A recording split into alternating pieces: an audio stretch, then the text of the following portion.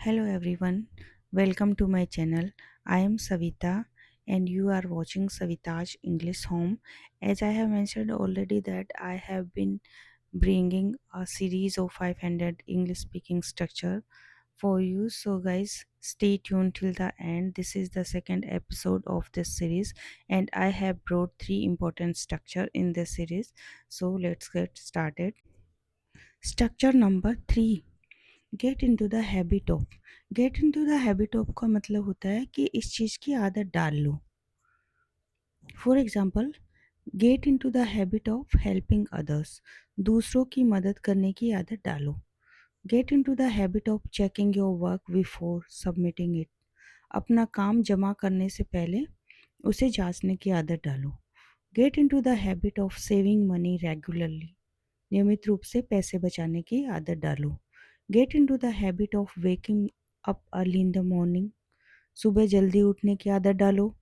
Gate into the habit of drinking enough water, पर्याप्त पानी पीने की आदत डालो। Get into the habit of exercising regularly, regularly exercise करने की आदत डालो। Structure number 4, feel like plus verb की आईएनजी फॉर्म। इसका मतलब होता है मन कर रहा है। For example, I feel like going for a walk, मेरा टहलने जाने का मन कर रहा है। I feel like having a cup of T, मेरा एक कप चाय पीने का मन कर रहा है। I feel like watching a movie two night, आज रात मेरा फिल्म देखने का मन कर रहा है।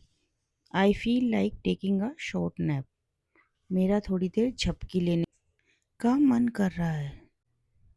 I feel like eating ice cream, मेरा आइसक्रीम खाने का मन कर रहा है।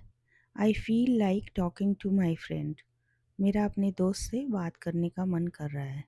I feel like listening to music, मेरा संगीत सुनने का मन कर रहा है।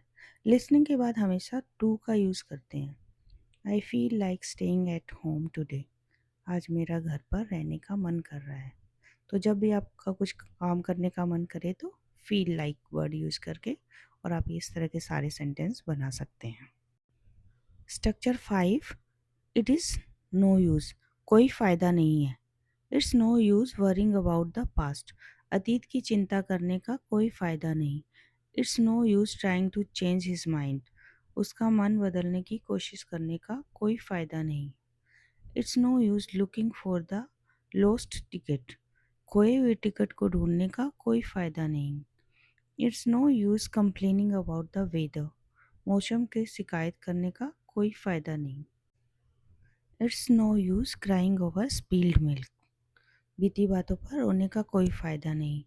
It's no use arguing with him, उससे बहस करने का कोई फ़ायदा नहीं।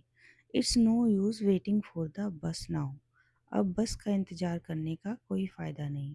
It's no use calling her again and again, अब उसे बार बार फ़ोन करने का कोई फ़ायदा नहीं।